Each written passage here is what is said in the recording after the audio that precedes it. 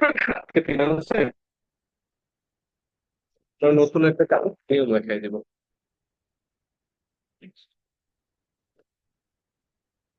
আমাদের সাবজেক্ট হচ্ছে গিয়া প্রিন্সিপালস প্রিন্সিপালস অফ ফিনান্স। আর মার্কেটিং ডিপার্টমেন্টে এটার নাম হইতেছে fundamental of finance. Fundamental of finance, ফিনান্সের নীতি বলা আর হচ্ছে গিয়া মৌলিক অর্থায়ন, এভাবে দুইটা কিন্তু বিষয় একই। আজকে আমরা যে চ্যাপ্টারটা শুরু করব, আমি চ্যাপ্টারের নাম লিখতেছি না, তোমরা একটু বইতে দেখে নিও। চ্যাপ্টার হইতেছে শীটে দেয়া থাকবে না, risk and return. Risk and return এই চ্যাপ্টারটা নিয়ে আজকে কথা বলতে চাই। এই চ্যাপ্টারটা থেকে প্রত্যেক বছরই কম বেশি পরীক্ষা আসে। এই চ্যাপ্টারটা থেকে প্রত্যেক বছর হুম, কম বেশি মানে বলতে গেলে আসলে বেশি আসে এখান থেকে।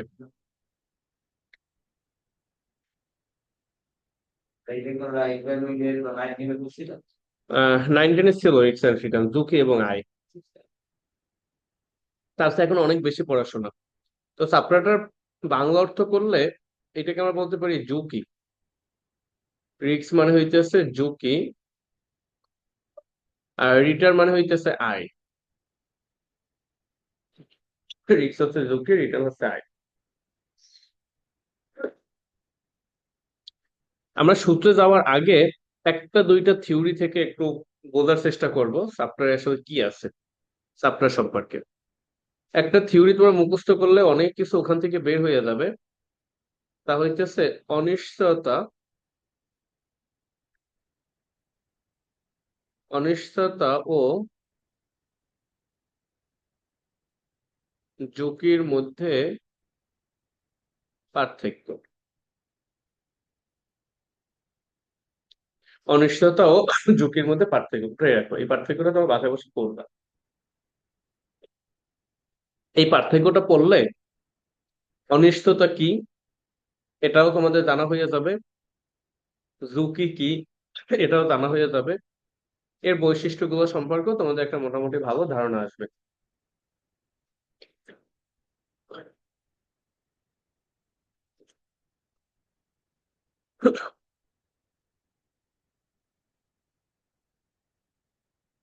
আমি আমার মতন করে বুঝাই দিতে আছি, তুমি তোমার মতন করে বই থেকে পড়ে নিবা, বই হোক গাইড বই হোক, কিন্তু গাইড বই বের হয় না, এই মাসের 10 তারিখে বের হওয়ার কথা। তো অনিশ্চয়তা, এইটা আমরা এক কথায় আসলে সবাই জানি বুঝি। অনিশ্চয়তা মানে আনসার্টেন যেটা। পৃথিবীতে নিশ্চিত বলতে শুধু একটা জিনিসই আছে, সেটা হচ্ছে গিয়া প্রত্যেক প্রাণীকে মৃত্যুবরণ করতে হবে। এছাড়া পৃথিবীকে অনিশ্চিত বলতে আর কিছু মানে নিশ্চিত বলতে আর কিছুই নেই, বাকি সবই হইতেছে অনিশ্চিত। এই যে আমি এইমাত্র ফোনে কথা বললাম যে আজকে 4টায় ফ্রি হবো, আমি আসলে 4টার মধ্যে পড়াইতে পারবো কিনা এর কোনো নিশ্চয়তা কিন্তু নাই। আমি এই ব্যাচটা শেষ করতে পারবো কিনা এরও কোনো নিশ্চয়তা নেই। আমার পড়ানো যেমন এমনও হয়েছে, খুব সিরিয়াস ভাবে পড়ানো শুরু করছে যে না আজকে আর কোনো গ্যাপ নাই, একটা না বিজ্ঞান বই পড়াবো, ফোন দিচ্ছে আমার নানু মারা গেছে, আধা ঘন্টা পড়ানোর পরে আমার সাইডে দিয়া চলে যাইতে হয়েছে। তো আসলে অনিশ্চয়তার ব্যাপারটা হইতেছে ভবিষ্যতে কি ঘটা বা না ঘটার যে সম্ভাবনা, সেটাই হইতেছে অনিশ্চয়তা। তো অনিশ্চয়তা বলতে আমরা ওই বিষয়টাকে বুঝি যে বিষয়টা হইতেও পারে আবার নাও হইতে পারে, ঘটতেও পারে আবার নাও ঘটতে পারে, এভাবে হওয়া বা না হওয়ার সম্ভাবনা যেখানে থাকে সেটাকেই মূলত বলা হয় অনিশ্চয়তা। তো অনিশ্চয়তা এতটুকুই, কিন্তু ঝুঁকি আমাদের মেইন সমস্যাটা হয় আমরা অনিশ্চয়তা আর ঝুঁকি দুইটাকে এক চিন্তা করি। অর্থাৎ আমাদের কাছে অনিশ্চয়তা জিনিসটা যা মনে হয়, ঝুঁকি জিনিসটা সেম জিনিস মনে হয়। কিন্তু অনিশ্চয়তা আর ঝুঁকি দুইটা সেম না। ফিনান্সের ভাষায় অনিশ্চয়তার সাথে ঝুঁকি স- সম্পর্ক আছে, বাট এটা 100% এক না। ফিনান্সে ঝুঁকি বলতে আসলে কি বোঝানো হয়? ফিনান্সে এই ঝুঁকিটা বোঝার জন্য আমরা তিনটা কথা শিখতে পারি। এক নম্বর হইতেছে অনিশ্চয়তা যখন আর্থিকভাবে পরিমাপযোগ্য হয় তখন সেটা নাম হয় ঝুঁকি। রেখে রাখতে পারো, অনিশ্চয়তা আর্থিকভাবে আর্থিকভাবে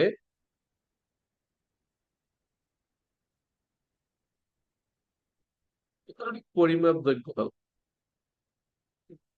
ঝুঁকি হইতেছে ওই জিনিসটা যদি অনিশ্চয়তা আর্থিকভাবে পরিমাপযোগ্য হয় তাহলে সেটা ঝুঁকি। আমরা কিন্তু ঝুঁকি নিয়ে কথা বলতেছি এখানে। তো ঝুঁকি নিয়ে ঝুঁকিটাকে আমরা তিন ভাবে বোঝার চেষ্টা করব।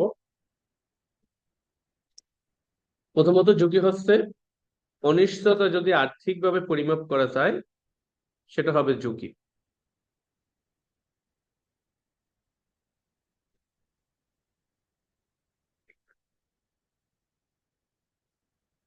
আর অনিশ্চয়তা যদি আর্থিকভাবে পরিমাপ করা না যায় তাহলে সেটা ঝুঁকি হবে না।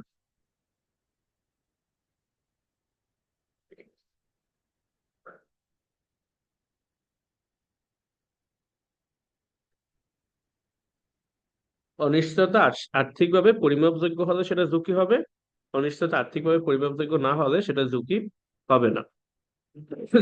যেমন দোকানে যদি একজন দক্ষ ম্যানেজার থাকে, একজন দক্ষ ম্যানেজার বা একজন দক্ষ বিক্রেতা আম, ব্যবসা প্রতিষ্ঠানে বিক্রয় বৃদ্ধিতে বা মুনাফা অর্জনে কিন্তু অনেক হেল্প করে, অনেক সাহায্য করে। বিক্রয় বৃদ্ধি বা মুনাফা অর্জনে একজন দক্ষ ম্যানেজারের অনেক অবদান থাকে, অনেক সাহায্য করে। কিন্তু ওই ম্যানেজার যদি আমাদের দোকানে না থাকে, মনে করো সে আমার দোকান থেকে চাকরি পরিবর্তন করে অন্য কোথাও চাকরি নিতে চাইতেছে, অথবা এমন হইতে পারে যে সে মৃত্যু হইতে পারে, তাহলে ব্যবসা প্রতিষ্ঠান অবশ্যই ক্ষতিগ্রস্ত হবে। কিন্তু কতটুকু ক্ষতিগ্রস্ত হবে সেইটা কিন্তু টাকার অঙ্কে পরিমাপ করা আসলে সম্ভব না। এমনও হইতে পারে যে তুমি ওর চেয়ে আরো ভালো একজন দক্ষ ম্যানেজার পাইছো, অর্থাৎ তোমার মনে হয়েছে ক্ষতি হবে, কিন্তু দেখা যেতে পারে যে আরো ক্ষতির চেয়ে তুমি বেশি লাভবান হইছো। তো এই ক্ষতিটা কিন্তু টাকার অঙ্কে পরিমাপযোগ্য নয়। যেহেতু এই ক্ষতিটা টাকার অঙ্কে পরিমাপযোগ্য না, যে কারণে ওইটা একটা অনিশ্চয়তা, বাট ওখানে কোনো ঝুঁকি নাই, বা ওটাকে ঝুঁকি থাকলেও ঝুঁকি হিসাবে ফিনান্সের ভাষায় কল্পনা করা যাবে না। কিন্তু যদি এমন হয় যে বিক্রয় কমে যাইতেছে, তো বিক্রয় কমে গেলে এটা ক্যালকুলেশন করে অনুমান করা যায় বিগত 6 মাসের বিক্রয় চিন্তা করি যে বিক্রয় যদি কমে যায় কয় টাকা কমতে পারে। তো বিক্রয় কমে যাওয়া এটাও কিন্তু এক ধরনের অনিশ্চয়তা, এবং এখান থেকে কি ক্ষতি হইতে পারে এটা কিন্তু পরিমাপযোগ্য, যে কারণে ওই বিক্রয় কমে যাওয়াটাকে আমরা ঝুঁকি হিসাবে চিহ্নিত করতে পারি। তো অনিশ্চয়তাকে আমরা মানে ঝুঁকিটাকে আমরা প্রথমে বলতে পারি এটা একটা অনিশ্চিত বিষয় বা অনিশ্চয়তার অংশ, তবে কোন অংশ, যেই অংশ আর্থিকভাবে পরিমাপযোগ্য। দ্বিতীয়ত আমরা ঝুঁকি বলতে বুঝতে পারি প্রত্যাশা ও প্রাপ্তির মধ্যে পার্থক্য। এটা এখানে একটা পারো, প্রত্যাশা ও প্রাপ্তির মধ্যে পার্থক্য। আমরা দ্বিতীয় ঝুঁকি বলতে বুঝতে পারি প্রত্যাশা ও প্রাপ্তির মধ্যে পার্থক্য।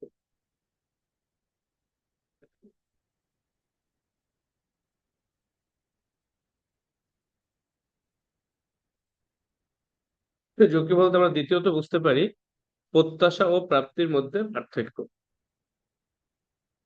হুম, যেখানে প্রত্যাশার প্রাপ্তির মধ্যে কোনো পার্থক্য নাই ওখানে ঝুঁকিও নাই। আর যেই জায়গায় প্রত্যাশা এবং প্রাপ্তির মধ্যে পার্থক্য আছে ওখানে ঝুঁকিও আছে। যেমন তোমার যদি একটা সরকারি ব্যাংকে অ্যাকাউন্ট থাকে, তোমার কাছে ওইটা কিন্তু ঝুঁকিপূর্ণ মনে হবে না। তুমি কখনো ফোন দিয়া ম্যানেজারকে জিজ্ঞেস করবে যে আমার টাকা পয়সা ঠিকঠাক আছে কিনা, একটু চেক করে দেখেন? তো জিজ্ঞেস করবো না, কারণ আমরা ওটাকে কোনো ঝুঁকি ভাবেই নেই, চিন্তাই করি নেই। কেন চিন্তা করি নেই?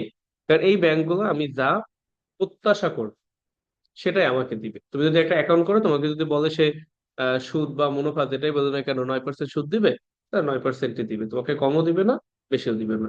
তো যেই জায়গাটায় প্রত্যাশা এবং প্রাপ্তির মধ্যে পার্থক্য থাকে না ওখানে ঝুঁকি নেই। যেমন আমরা চাকরি বাকরি করার ক্ষেত্রে দেখবো অনেকে অনেক টাকা ঘুষ দিয়া হলেও একটা সরকারি চাকরি নেই, কারণ সে মনে করে সরকারি চাকরিতে তার ঝুঁকি নেই। কেন ঝুঁকি নেই? কারণ ওখানে তার প্রত্যাশা যেমন প্রাপ্তিও তেমন। যেমন একটা চাকরিতে যদি তোমার 20,000 টাকা বেতন থাকে, তার মানে তুমি 20,000 টাকা বেতন প্রত্যাশা কইরেই ওই চাকরিতে যোগদান করতেছো। মাস শেষে তোমাকে 1 টাকা কমও দিবে না, 1 টাকা বেশিও দিবে না। তার মানে তোমার যা প্রত্যাশা তোমার প্রাপ্তি তাই, এবং এই জন্য চাকরিটাকে আমরা ঝুঁকি মনে করি না। বাট তুমি যদি ব্যবসার কথা চিন্তা করো, ব্যবসায় ঝুঁকি আছে। কেন ঝুঁকি আছে? কারণ ব্যবসায়ে প্রত্যাশা অনুযায়ী প্রাপ্তি 100% সেম আসে না। বেশিও হইতে পারে, কমও হইতে পারে। যেমন তুমি হয়তো বা ভাবছো যে এই মাসে আমার বিক্রয়ের পরিমাণ যদি 50,000 টাকা হয়, অথবা আমার যদি 30,000 টাকা মুনাফা থাকে, যথেষ্ট, আমার 30,000 টাকা মুনাফা থাকলে হবে। কিন্তু তুমি মাস শেষে গিয়ে দেখতেছো মুনাফা 30,000 টাকা হয় না, হয়েছে 25,000 টাকা। তার মানে তোমার প্রত্যাশার সাথে প্রাপ্তি একটা পার্থক্যের সৃষ্টি হয়েছে। তবে বুঝতে হবে এই কাজে তোমার ঝুঁকি আছে। এখানে সবসময় যে কম হইতে হবে তা না, ফিনান্সের মাসে যদি বেশি হয় ওটাও ঝুঁকি। তুমি প্রত্যাশা করছো 30,000 টাকা, কিন্তু এই মাসে তো 40,000 টাকা আসছে, এটাও ঝুঁকি। কেন ঝুঁকি? কারণ ওই যে বেশি যেহেতু হইতে পারছে, পর মাসে আবার কইমাও যাইতে পারবে। এই যে প্রত্যাশার প্রাপ্তির মধ্যে পার্থক্য থাকে ফিনান্সের বাসায়, তাকে আমরা ঝুঁকি হিসাবে চিহ্নিত করি।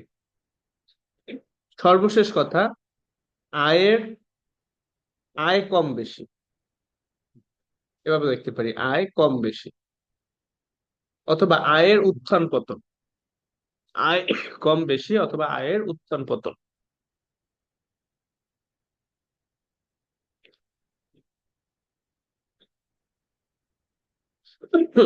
আয় কম বেশি অথবা আয়ের উত্থান পতন। কি অবস্থা? আসো আসো, দ্রুত, পড়াশোনা চলতেছে। তোমাদের পরিচিত? ও আচ্ছা। ও তো ফার্স্ট ইয়ার থেকে আছে আমার এখানে। হ্যাঁ। তোমার চাইলে পা উঠাইয়া বসতে পারো বেঞ্চে। ঠান্ডা তো, বেঞ্চে পা উঠাইয়া বসো, মানুষ কম আছে, বেঞ্চে পা উঠাইয়া বসো। দেখি না তো, কালকে ম্যাথে ভালোই আসছিল না? ফিনান্সে কালকে বুঝতে কমছিল। আসে নাই। আসে না। আজকে ক্লাস দিয়ে দেবো অনেক। আজকে আজকে ক্লাস দিয়ে দেবো অনেক। হ্যাঁ, আচ্ছা দেখো, আয় কম বেশি, আয় যদি কম বেশি থাকে অথবা আয়ের যদি উত্থান পতন থাকে, বুঝতে হবে এখানে ঝুঁকি আছে। আয়ের উত্থান পতন কিভাবে? কোনো মাসে তোমার বেশি টাকা আয় হয়েছে, কোনো মাসে কম আয় হয়েছে, আবার আয় বাইরে গেছে, আয় কমে গেছে। কিভাবে? যদি আয়ের উত্থান পতন থাকে, আয় যদি কম বেশি হয়, তাহলে বুঝতে হবে সেখানে ঝুঁকি আছে। তো আয়ের উত্থান পতন বা আয় কম বেশি হইলে সেখানে ঝুঁকি থাকে। তাহলে আমরা ঝুঁকিটাকে, যখনই ঝুঁকি শব্দটা সামনে পাবো, রিস্ক বা ঝুঁকি যখনই সামনে পাবো, তখন আমাদের মাথায় যেন এই বিষয়গুলো কাজ করে, যে অনিশ্চিত কোনো ঘটনা থেকে তার ক্ষতির পরিমাণটা যদি আর্থিকভাবে পরিমাপ করা যায়, তখন সেটা নাম হবে ঝুঁকি।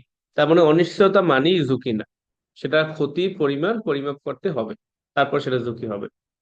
আমি যা প্রত্যাশা করি আমার প্রাপ্তি যদি সেই পরিমাণ না হয়, তাহলে বুঝতে হবে এখানে ঝুঁকি আছে।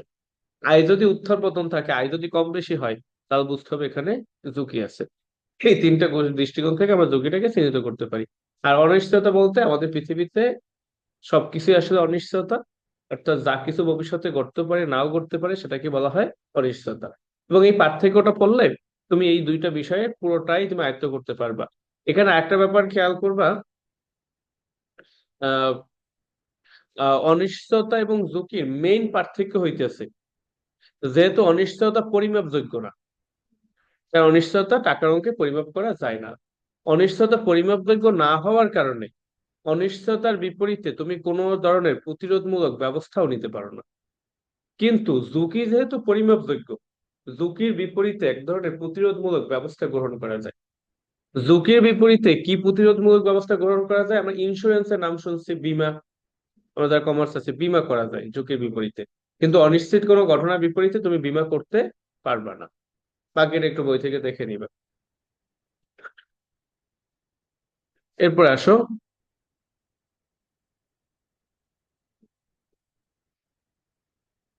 আমরা অঙ্ক করতে গিয়ে আরেকটা কথা পাবো গুরুত্বপূর্ণ, ঝুঁকি প্রিমিয়াম। এই কথাটা বারবার পাবো, বা এটা আমাদের জানতে হবে এক কথায়। ঝুঁকি প্রিমিয়াম ইংলিশে বলা হয় রিস্ক প্রিমিয়াম। ঝুঁকি প্রিমিয়ামটা মানে কি? এটা একটু আহ বাসায় বসে পড়ে নিবা, ঝুঁকি প্রিমিয়াম কি। ঝুঁকি প্রিমিয়াম, ফিনান্সে প্রিমিয়াম শব্দটা দেখবা, প্রিমিয়াম শব্দটা ফিনান্সে ব্যবহৃত হয় বিনিময় অর্থে, অর্থাৎ কোনো কিছুর বিনিময়ে কিছু পাওয়া, এই অর্থে মূলত প্রিমিয়াম শব্দটা ব্যবহৃত হয়। বিনিময় কেমন? আহ, তুমি চাকরি করতেছো, বিনিময়ে তুমি বেতন পাইতেছো, এটাকে তুমি চাকরির প্রিমিয়াম বলতে পারো। বেশিরভাগ ক্ষেত্রে প্রিমিয়ামটা বিনিময়ে আমি কি পাইতেছি সেই অর্থে ব্যবহৃত হয়। এখন তুমি যদি ঝুঁকি নাও, তুমি কি শুধু শুধু ঝুঁকি নিবা কোনো কাজে? তুমি কিন্তু শুধু শুধু ঝুঁকি নিবা না। তুমি একটু চিন্তা করে দেখো, তুমি ঝুঁকি নিয়ে যা করতেছো, তুমি ঝুঁকি নিয়ে যা করতেছো বিনিময়ে তোমার প্রত্যাশা পেতে হয়। আমার এই সামনের বাসার বিল্ডিংটা আহ কয়তলায় আমি কয়তলা পর্যন্ত কাজ শেষ হয়েছে আমার মনে নাই বা দেখি নাই গুইটা, 6-7 তলা পর্যন্ত মনে হয় শেষ হয়ে গেছে, মিনিমাম 5-6 তলা পর্যন্ত। এটা 12 তলা হবে সম্ভবত। তো আমি সেদিন ছাদে উঠলাম। ছাদে ওঠার পরে আমি দেখতেছি ওরা কাজ করতেছে, তখনই 5-6 তলা উপরে ওরা কাজ করতেছে। ওই যে ছাদ দেওয়ার আগে যে একটা কাঠ টাট করে একেবারে পাশে আইসা, মানে কোথাও কিছু কিছুর সাথে বাধা নাই, মানে ছাদের উপর দাঁড়ানো না, ছাদের উপর দাঁড়ানো তো একটা বিষয় আছে, ওই যে বাঁশ দিয়ে যে ইটা করে তার উপর দাঁড়িয়ে একেবারে পাশে, মানে পাশে মানে একেবারে পাশে আইসা, সাইডে আইসা ও ওই ব্রেক মারতে আছে ইসের সাথে। তো আমি ভাবতেছিলাম যে কি ঝুঁকিটা নিয়ে, মানে আমি ওই জায়গায় আহ ওই বাঁশের উপর তো দূরের কথা, মনে করো যদি আহ, ছাদ থাকতো মজবুত, তাও আমি পাশে এসে যদি বাউন্ডারি না থাকতো, আমি পাশে বাউন্ডারি থাকতো আমার ভয় করতো।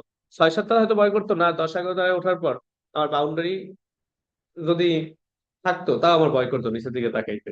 কিন্তু সে এই কাজটা করতেছে, এই কাজটা অবশ্যই ঝুঁকি আছে। এখন এই বিল্ডিংটা যখন 11 তলায় কাজ হবে, তখনও তো ওইভাবে তার ছাদের উপর কাজ করতে হবে, পাশে এসেই কাজ করতে হবে, কারণ ওখানে তো একইভাবে কাজ করতে হবে। এখন আমার প্রশ্ন হইতেছে, 3 তলায় কাজ করতে একজন শ্রমিক, মনে করো 3 তলায় ছাদের কাজ করতে একজন শ্রমিক যেই টাকা নিবে, বা তুমি যদি হও 11 তলায় কাজ করতে, তুমি কি সেই পরিমাণ টাকায় করবা? তোমার মনে হয় কি? 11 তলায় কিন্তু টাকা বেশি দিতে হবে। কেন বেশি দিতে হবে? যদি ও 1,000 টাকায় একদিনে আহ 2 তলার ছাদে কাজ করে, তাহলে ও যদি ওই একই কাজ 10 তলার ছাদের উপরে গিয়ে করতে চায় ওইভাবে ঝুঁকি নিয়ে, তাহলে কিন্তু 1,000 টাকায় যাবে না। ওখানে আমি জানি না, হয়তো বা ওদের সেম রেটও থাকতে পারে, বাট হওয়া উচিত সেখানে বেশি টাকা হওয়া উচিত, হওয়া উচিত সেখানে বেশি। কেন বেশি হওয়া উচিত? কারণ ওইখানে তো ঝুঁকি বেশি। তুমি যদি ওইখান থেকে পড়ে যাও, তুমি 2 তলা থেকে পড়ে গেলে তো তোমার সর্বোচ্চ হাত পায়ে ব্যথা পাইতে পারো। তো তুমি যদি 11 তলা থেকে পড়ে যাও, তাহলে তো আর ব্যথা পাইয়া থাকার কোনো সুযোগ নাই। তো ঝুঁকি বেশি। তো এই যে আমি ঝুঁকি নিতে আছি, বিনিময়ে আমি এক্সট্রা টাকা প্রত্যাশা করতেছি না, এভাবে ঝুঁকির বিনিময়ে আমি অতিরিক্ত যেই টাকাটা প্রত্যাশা করি, সেটাই মূলত ঝুঁকি প্রিমিয়াম। ব্যাপারটা এমন, ধরে নাও তুমি ঝুঁকি না নিয়ে তোমার 10% ইনকাম হয়, আর ঝুঁকি নিলে তোমার ইনকাম হবে 15%। এখন ঝুঁকি প্রিমিয়াম কত? 5%, কারণ আমি ঝুঁকি নেওয়ার জন্য এক্সট্রা 5% পাইতেছি। এটা নাম হবে ঝুঁকি প্রিমিয়াম। এই কথাগুলো একটু মাথায় রেখো, এবার আমরা সরাসরি সূত্রে আসবো। আমার ফিনান্সটা 2 দিন পড়ি, তো ফিনান্সে কোনো গ্যাপ না দেওয়ার চেষ্টা করতে হবে এবং দ্রুত আগাইতে হবে। 2 দিনই আমরা ইনশাল্লাহ 3 দিনে পড়াশোনা কমপ্লিট করে ফেলবো। আমরা প্রথমে সূত্র শিখবো expected return. Expected return expected return বলতে আমরা বুঝে থাকি প্রত্যাশিত আয়। আমরা কোথাও টাকা বিনিয়োগ করছি, সেখান থেকে আমার কত পার্সেন্ট আয় হইতে পারে, এটাকে আমরা বলে থাকি এক্সপেক্টেড রিটার্ন। এক্সপেক্টেড রিটার্নের আমরা অনেকগুলো সূত্র শিখবো। তার ভিতরে 1 নম্বর সূত্র, যখন রিটার্ন আর এবং প্রবাবিলিটি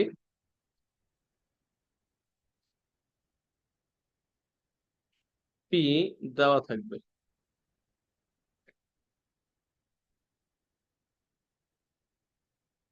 অর্থাৎ প্রশ্ন তুমি দেখবা 2টা উপাদান দেয়া আছে, একটা দেওয়া আছে রিটার্ন আর, আর একটা দেওয়া আছে প্রবাবিলিটি পি।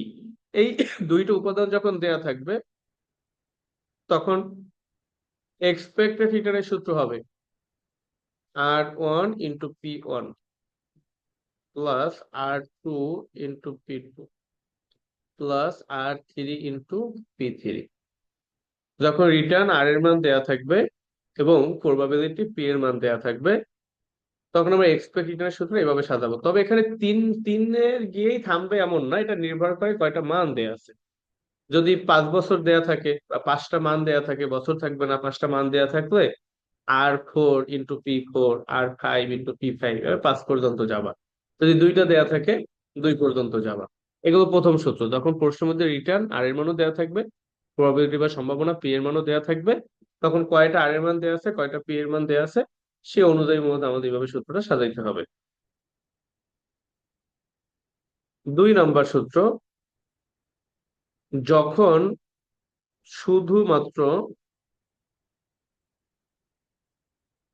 শুধুমাত্র রিটার্ন আর দেওয়া থাকবে, যখন শুধুমাত্র রিটার্ন আর দেয়া থাকবে, মানে শুধুমাত্র আর এর মান দেয়া থাকবে, এই ক্ষেত্রে আর পি এর মানটা দেয়া থাকবে না। আরেকটা বিষয় হইতেছে, যখন শুধুমাত্র আর এর মানটা দেয়া থাকে, তখন আর এর মানের সাথে বছর দেয়া থাকে। যখন প্রবাবিলিটি দেয়া থাকে তখন সাধারণত বছর দেয়া থাকে না, কিন্তু এই ক্ষেত্রে অর্থাৎ যখন শুধুমাত্র রিটার্ন দেয়া থাকে, তো যখন শুধুমাত্র আর এর মানটা দেয়া থাকে, তখন সাথে বছর দেয়া থাকে। এক্ষেত্রে এক্সপেক্ট রিটার্নের সূত্রটা এভাবে হবে, ই আর মানে এক্সপেক্টেড রিটার্ন, এটা হবে R1 + R2 + R3। এভাবে যতগুলো আর এর মান দেয়া থাকবে ততবার নিতে হবে।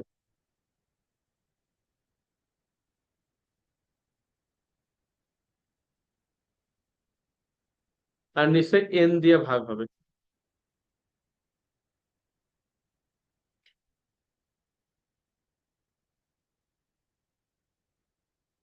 নিচে এন দিয়ে ভাগ দিতে হবে। এন মানে কত বছরের আর এর মান দেয়া আছে, সেটা হইতেছে এন এর মান। কত বছরের আর এর মান দেয়া আছে সেটা হবে এন।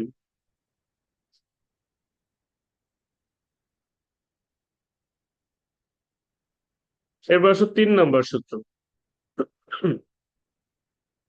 3 নম্বর সূত্র দেখো, যখন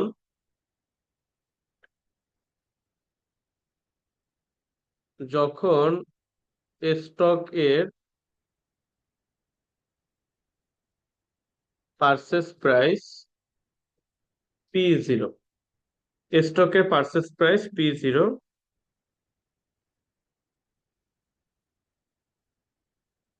তারপর সেলিং প্রাইস P1,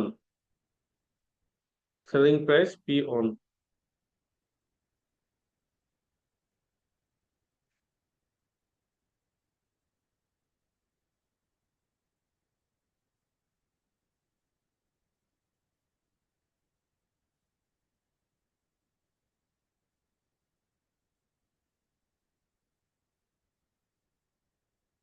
এরপরে আছে ডিভিডেন্ড। ডিভিডেন্ড মানে হইতেছে লভ্যাংশ।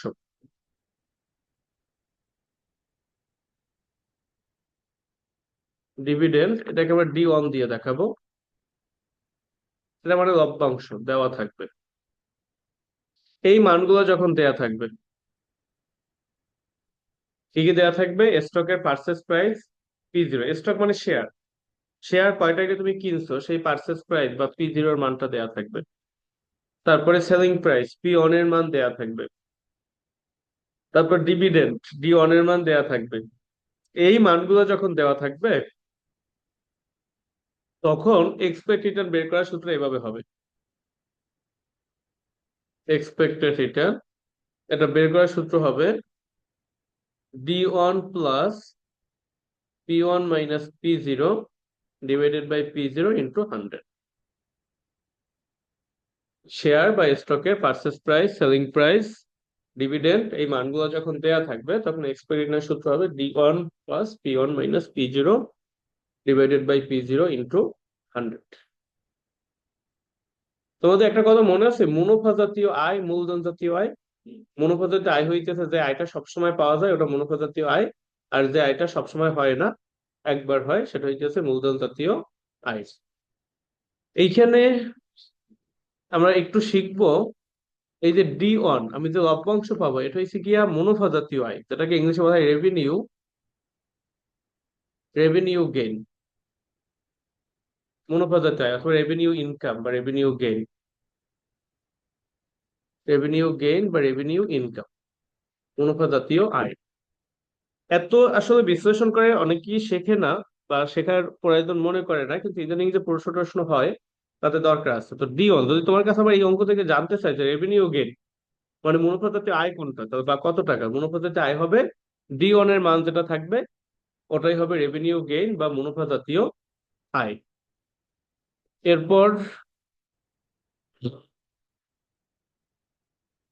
P1 মাইনাস P0, অর্থাৎ P0 মানে ক্রয় মূল্য, P1 মানে বিক্রয় মূল্য, এই দুইটার যে বিয়োগফল এইটা হইতেছে ক্যাপিটাল ইনকাম।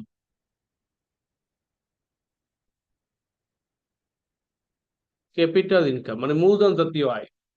P1 থেকে P0 বিয়োগ দিয়ে যেটা পাওয়া যাবে এটা ক্যাপিটাল ইনকাম মানে মূলধন জাতীয় আয়।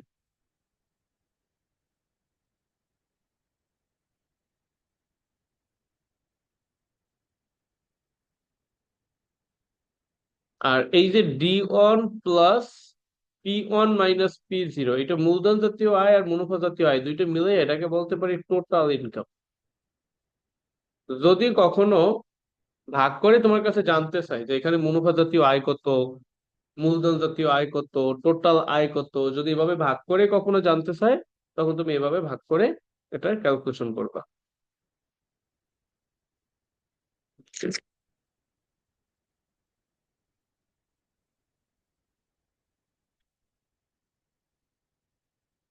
এখানে এক্সট্রা শ্রেণী দিয়ে একটু উঠে রাখো। ডিভিডেন্ড D1 এর মান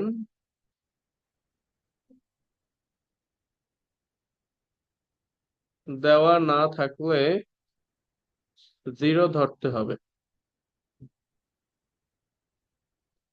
জিরো ধরতে হবে। ডিভিডেন্ড D1 এর মান যদি দেওয়া না থাকে তাহলে এটাকে শূন্য ধরতে হবে, জিরো ধরতে হবে। D1 বা ডিভিডেন্ড এর মান যদি দেওয়া না থাকে তাহলে এটাকে কি ধরতে হবে, শূন্য ধরতে হবে, জিরো ধরতে হবে।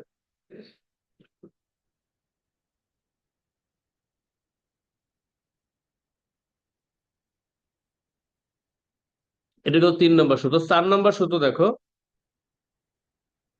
4 নম্বর সূত্র, যখন risk free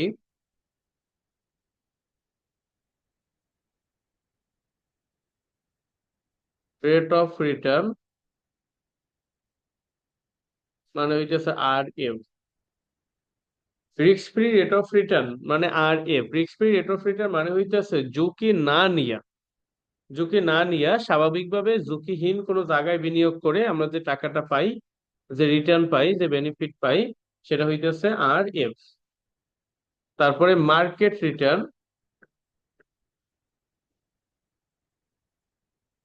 market return RM।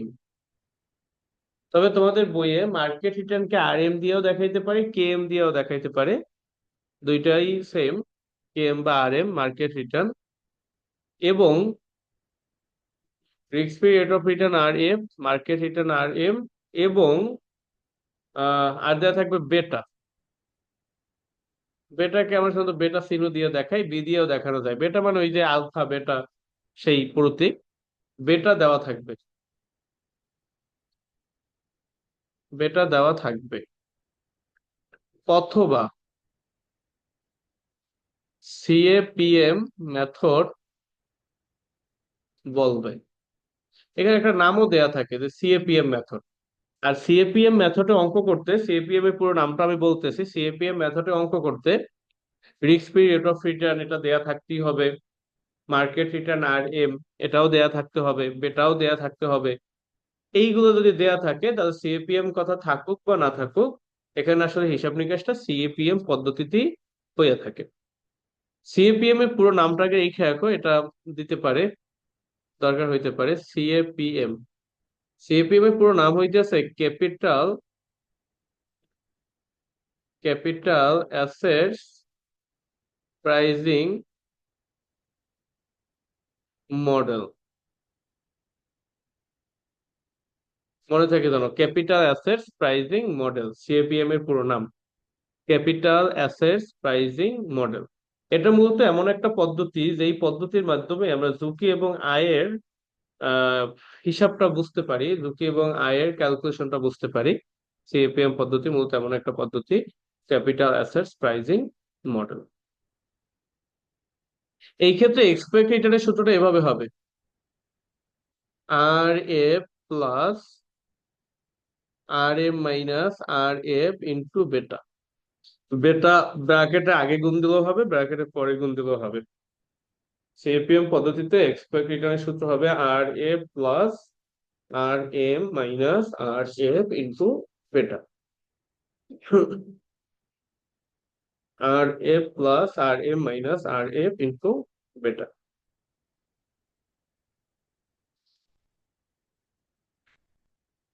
এইখানেও এক্সট্রা দিয়ে দুই একটা কথা এখানে রাখো। R M minus R F এর একটা পরিচয় আছে, এটাকে বলা হয় রিস্ক প্রিমিয়াম। ওই যে আমরা একটু আগে শিখে আসছিলাম, রিস্ক প্রিমিয়াম। যদি তুমি কোথাও দেখো রিস্ক প্রিমিয়াম নাম আছে, তাহলে বুঝবা আর এম মাইনাস আর এফ এর মান আছে। রিস্ক প্রিমিয়াম যদি মান থাকে,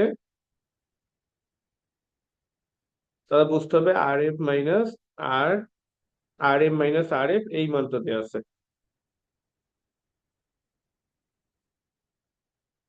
যখন রিস্ক প্রিমিয়াম নামে কোনো কিছু দেয়া থাকবে, আর এম মাইনাস আর এফ দেওয়া, সেটা ধরতে হবে। আরেকটা কথা এখানে একবার, বেটা দেয়া না থাকলে,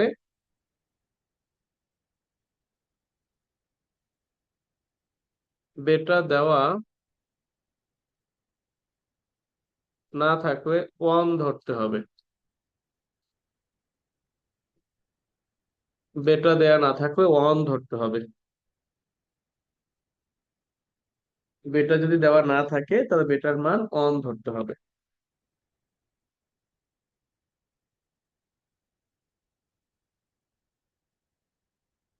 এবার একটু লিখে রাখো, আর এফ এর মান টি বিল অবলিক দিয়া ট্রেজারি বিল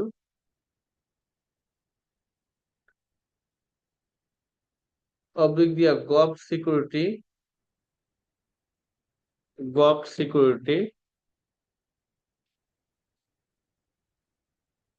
ইত্যাদি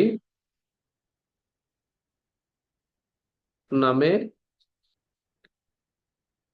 থাকতে পারে। আর এফ এর মান কি কি নামে থাকতে পারে? টি বিল, ট্রেজারি বিল অথবা গভ সিকিউরিটি, এই সমস্ত নামে থাকতে পারে। টি বিল, ট্রেজারি বিল অথবা গভ সিকিউরিটি, এই সমস্ত নামে আরএফ এর মান থাকতে পারে।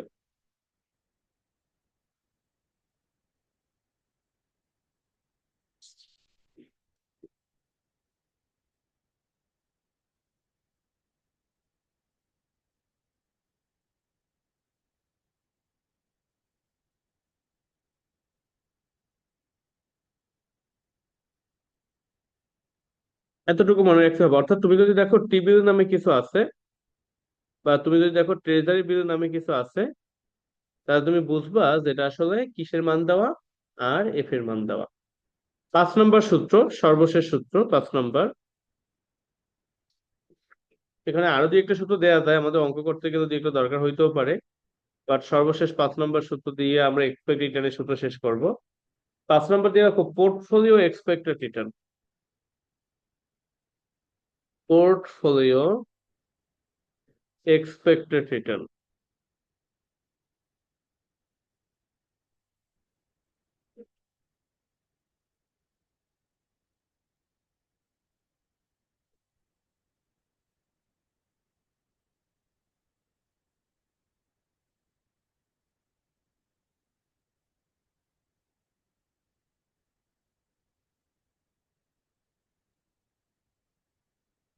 Portfolio expected return.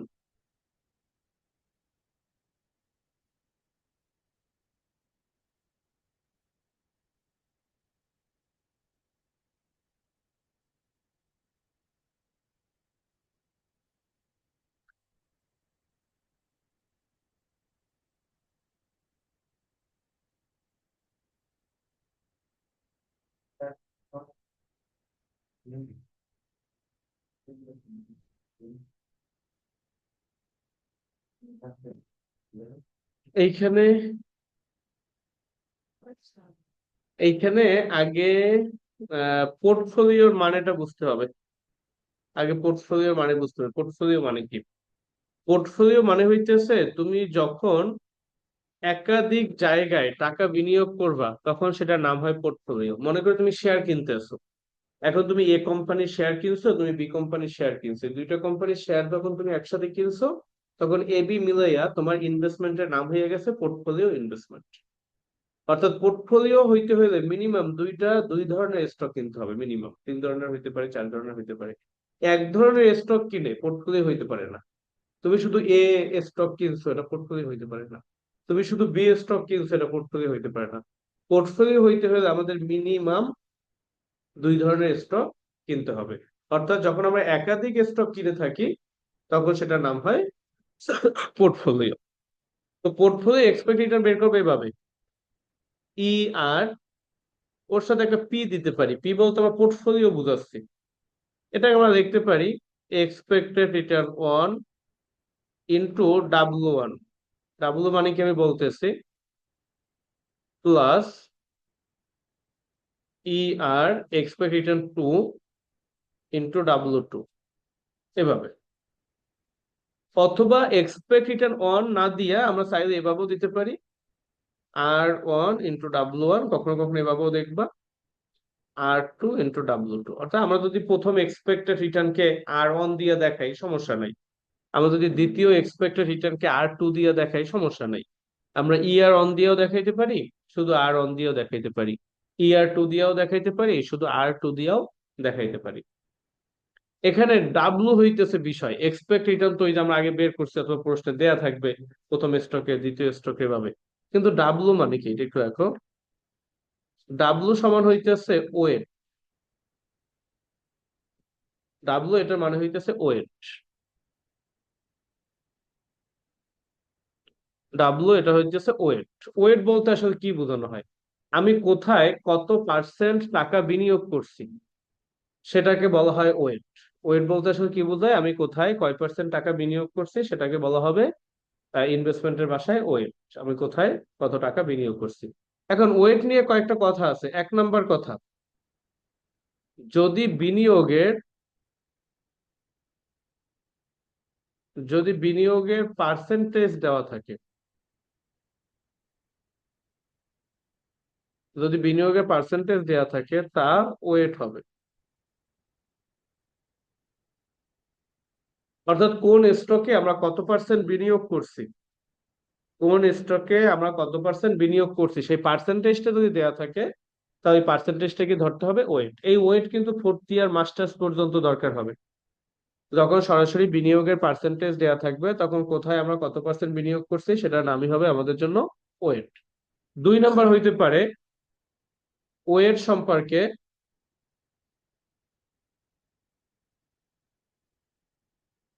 ওয়েট সম্পর্কে কোনো তথ্য না দিলে, ওয়েট সম্পর্কে কোনো তথ্য দেয়া থাকবে না, অথবা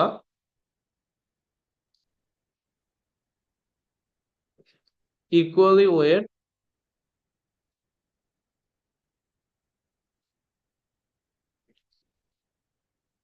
বলা থাকবে। যদি ওয়েট সম্পর্কে কোনো তথ্য না দেয় অথবা যদি ইকুয়ালি ওয়েট মানে সমান ওয়েট বলা থাকে,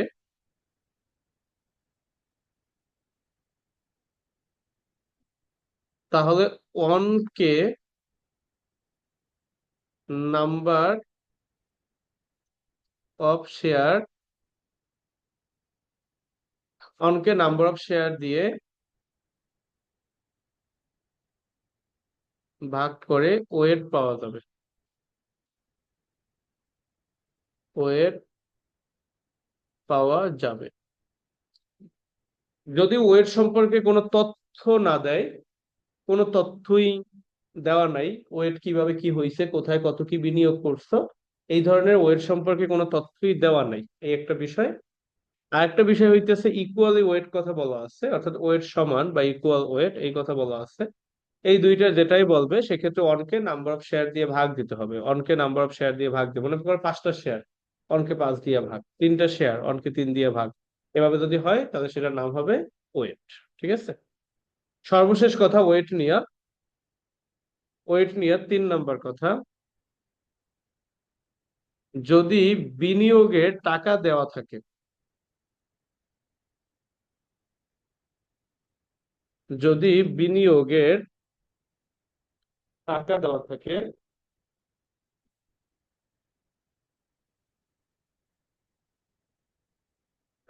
যদি বিনিয়োগের টাকা দেওয়া থাকে,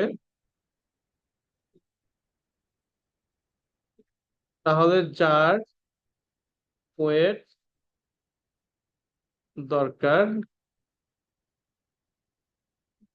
যার ওয়েট দরকার তার টাকাকে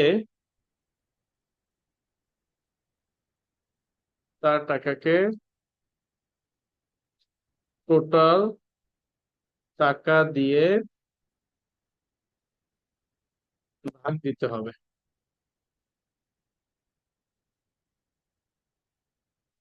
তো যদি বিনিয়োগের টাকা দেওয়া থাকে, তাহলে যার ওয়েট দরকার তার টাকাকে টোটাল টাকা দিয়ে ভাগ দিতে হবে, তাহলে তুমি ওয়েট পাবা। যার টাকা দরকার তার টাকাকে টোটাল টাকা দিয়ে ভাগ দিতে হবে, আর সেটা হয় পাওয়া যাবে ওয়েট।